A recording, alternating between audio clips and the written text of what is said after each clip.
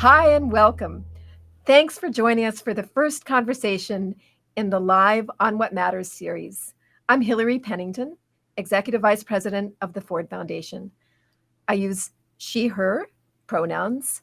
I'm a middle-aged white woman with very short hair, blonde hair, in a red dress. I'm sitting in a brown chair in front of a white wall. And I'm thrilled to welcome my guest today, Dessa Cosma, who is a powerful disability inclusion and justice activist. Dessa, welcome to you. Thank you. It's so nice to be here. My name is Dessa. I use she, her pronouns. A white woman in my late 30s with long blonde hair, wearing a multicolored top, and sitting in front of a fireplace in my living room here in Detroit. Thank you. We are going to start off with a short video that can just share a little bit more about the work you do. Dessa Cosma, a white woman wearing a denim shirt and blue jeans, arrives for an interview in an area industrial studio. She is a little person and is using a wheelchair.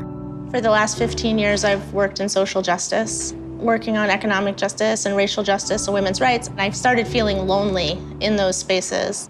There was this wide array of communities being represented and issues being represented, but not disability. On-screen graphic, economic justice and disability. My name is Dessa Cosma. People with disabilities are some of the most impoverished people in the United States. We typically live below the poverty line. And because of lack of access to education and jobs, we will remain there unless we do something about it. And so to work on anti-poverty or economic justice without a focus, at least in some way, on disability means that you're leaving out the most marginalized people in that marginalized category. If we are going to help people with disabilities get out of poverty, and if we're serious about ending poverty, we have to pay specific attention to people with disabilities and coming up with solutions particular to them, because a lot of times solutions put towards a community without attention to disability further marginalizes people with disabilities in the process. Everything that's wrong with our society was a set of choices, and the beautiful thing about that is that we can make different choices. So there's this huge opportunity to rebuild our world in a way that actually works for people and not just a few people. On-screen graphic, there is no justice without disability. The disability community is a huge, very diverse community. And as you often say, it's not possible to make progress against inequality without centering people with disabilities. Can you talk a little bit about what are some of the common misperceptions people have about people with disabilities in general? And then maybe a little bit more specifically, misperceptions that they have about the economic and financial status of people with disabilities. Sure. I think one major misunderstanding about disability in our culture is that it tends to be thought of as over there or not me or not us. And often what that does is makes people in positions of power or policy decision spaces not prioritize the very large and diverse community that we're talking about. So in the United States, there's more than 61 million Americans with disabilities. And of course, we're part of every single group. We're every language, race, class, gender identity, religion, etc. And so we're actually everywhere, but we're still largely invisible. And that's in large part because of discrimination and stigma around disability. So the problems of ableism, which is the systemic oppression of people with disabilities, are actually not abstract to most families. They're actually present in most families, but they're not being named as ableism. We're not lifting up disability in the way that we need to actually solve problems. And the mainstream dominant narrative about disability is that we are deficient, that we're not able to do things, that we are takers and needy. And there's some really important pushback to that dominant narrative that's needed. In part, all people are needy. All people need support, but we have set up our society in a way that works for non-disabled people better than it works for disabled people. And then we have criticized disabled people for needing help navigating that society. And so we really need a radical reorientation about how we think about disability and how we think about solving problems.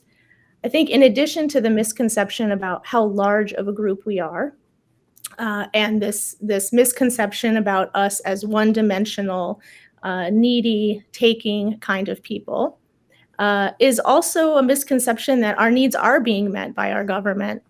And Mhm. the fact of the matter is, the benefits and social safety nets that have been set up to support disabled people have not kept up with the times and are insufficient to have us live in any sort of thriving capacity. So there's this sense that because we have the Americans with Disabilities Act, everything is fine. We're protected. Well, Yes. we have other Yeah. civil rights legislation too.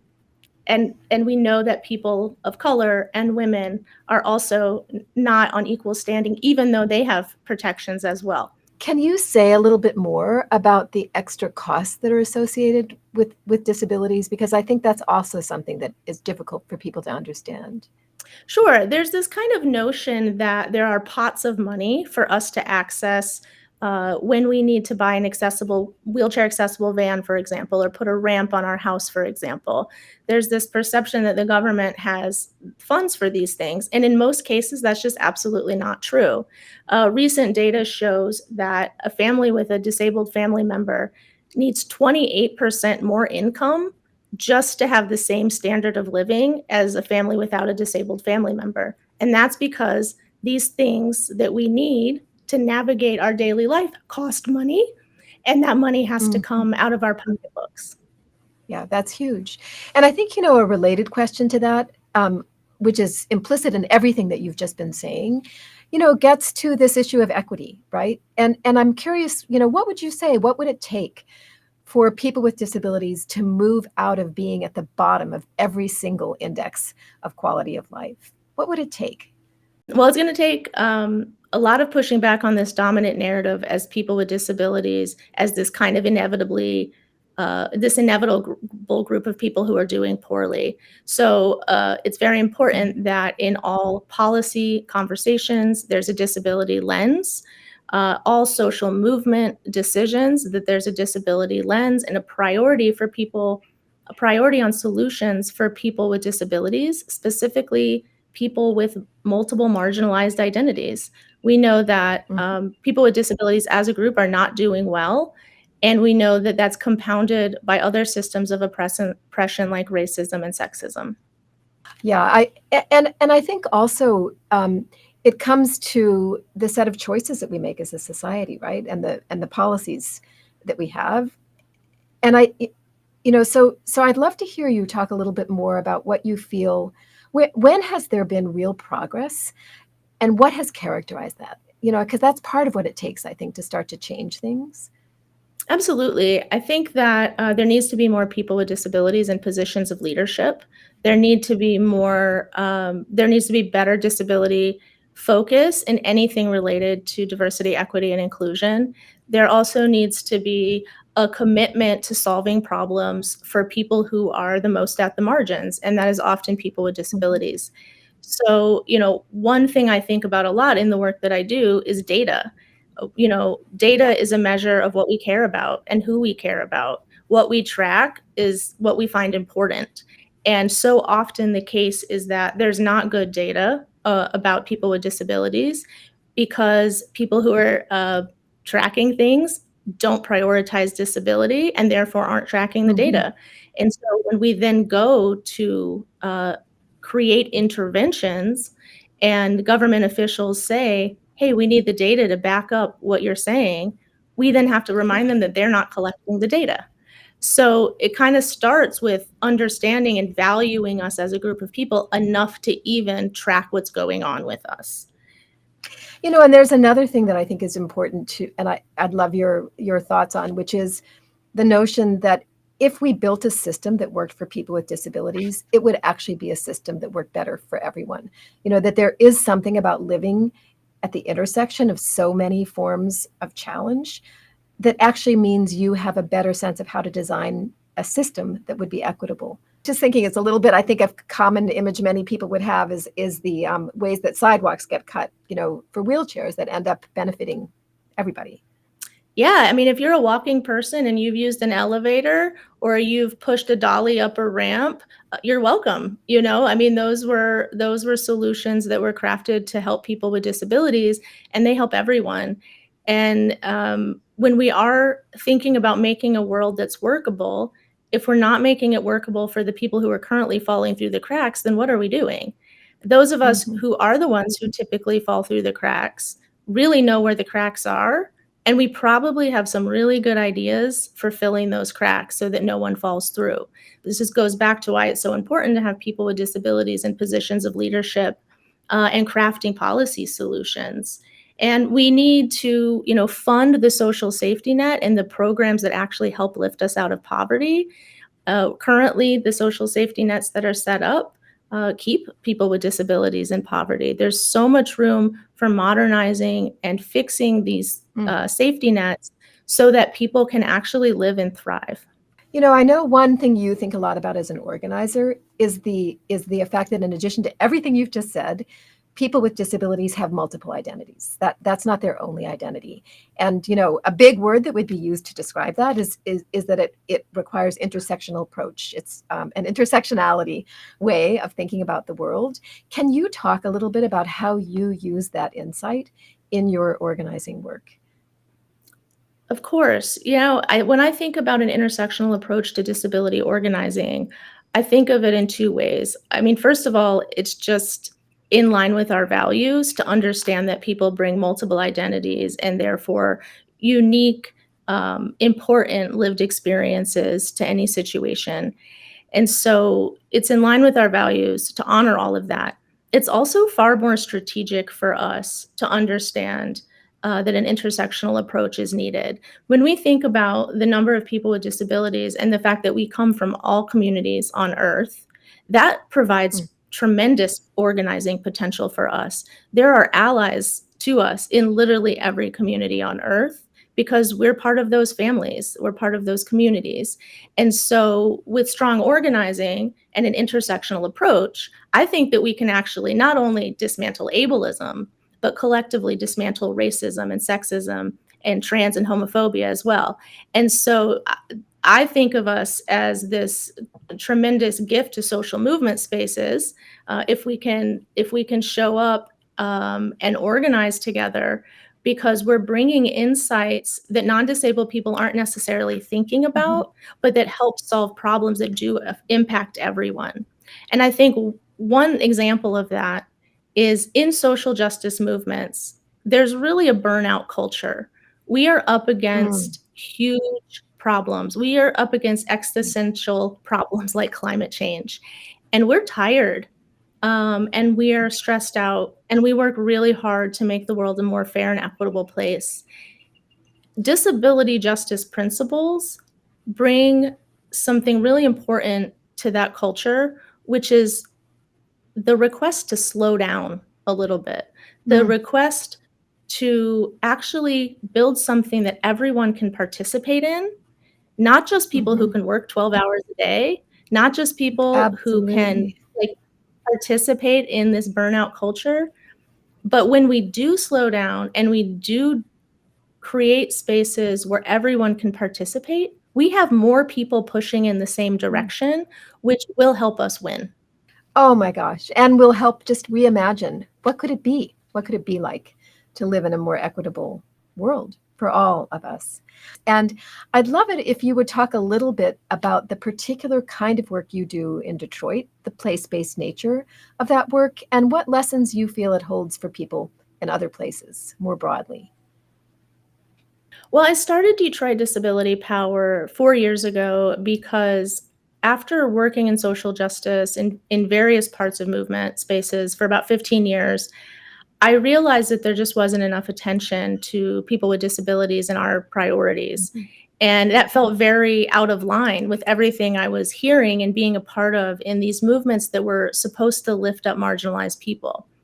And so the work of Detroit Disability Power is both to organize disabled people on issues like housing and voting rights and transportation, et cetera, but also to really transform movement spaces to be more inclusive of disabled people, and also to have a disability justice analysis and strategy, no matter what issue the movement is working on or whatever community that they're focusing on. Because again, there's always a disability justice lens and there's always disabled people in every community.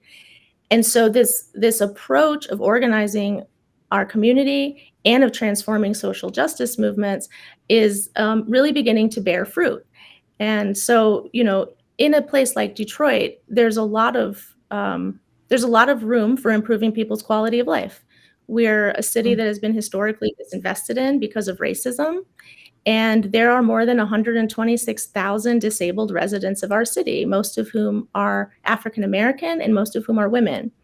And so working across communities and across issues to actually improve people's lives is something that is absolutely necessary and I think absolutely possible. One of the main things that we have to fight against as disability activists is this notion that us doing poorly is inevitable.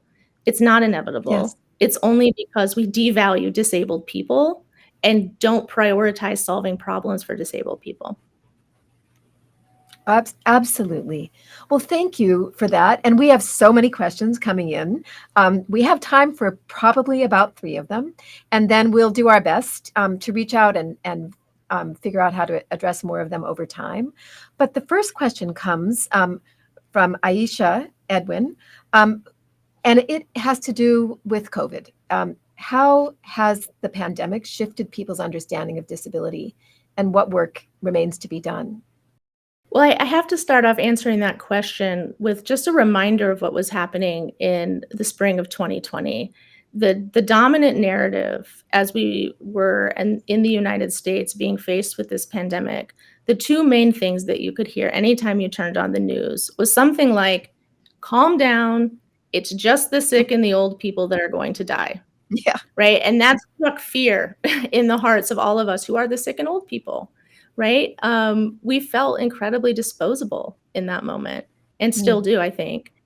I think the other thing that was very clear as we were faced with this crisis as a country was that medical care was going to be rationed in favor of younger, quote unquote, healthier people. Yes. Which also let us know very clearly where we stood in terms of our expendability as a disability community. And so, of course, we started organizing immediately to save our own lives and to save the lives of people in our communities and our families. Unfortunately, some of the things that the disability community has been saying for a long time, particularly around the dangers of congregate living and the lack of safety in places like nursing homes, really proved to be correct. We know that more than 25% of people who have died from COVID lived in nursing homes. And so we didn't want to be right about this, but it's another reason that listening to the concerns of people with disabilities is really important for not just disabled people, but for all families. And we saw across the last 2.5 years, public health policies that did not prioritize disabled people. In fact, we saw a lot of public health policies that tried to get us, quote unquote, back to normal quickly and in a way that particularly disadvantaged and marginalized disabled people who could not afford to go back to work because our health couldn't handle the risk. And the data shows that people with disabilities are far more likely to contract and die from COVID than any other group. And with that data in mind, we have to ask, are decision makers creating policies with that reality at the forefront? And the answer is so far largely no. So far largely no. And then how quickly we forget. But another thing that I think is complicated, obviously, about COVID is that it has added people to the disability community. If you think about people with long COVID, we're just beginning to get a sense, I think, of what that long reach of need will be, which just underscores further, I think, the points you've been making.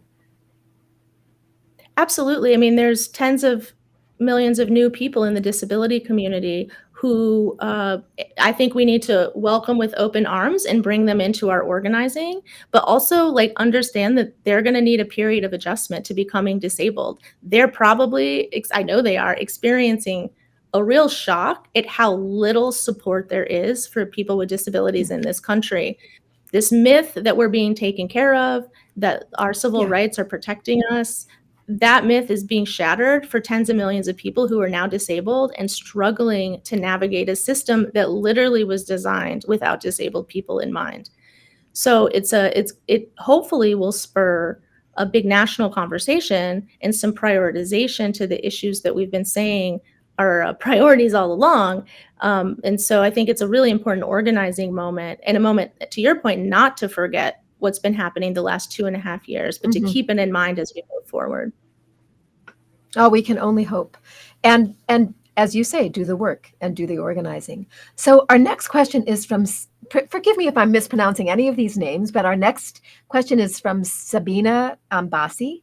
And it is, what are the best examples of collaboration between the youth and disability rights movements? And I guess maybe a different way to frame that, Dessa, might be also just to think about the different ways in which people from different generations experience disability and enter the movements. Sure, I can speak to that. I mean, I think it's very heartening to see how younger people think about disability.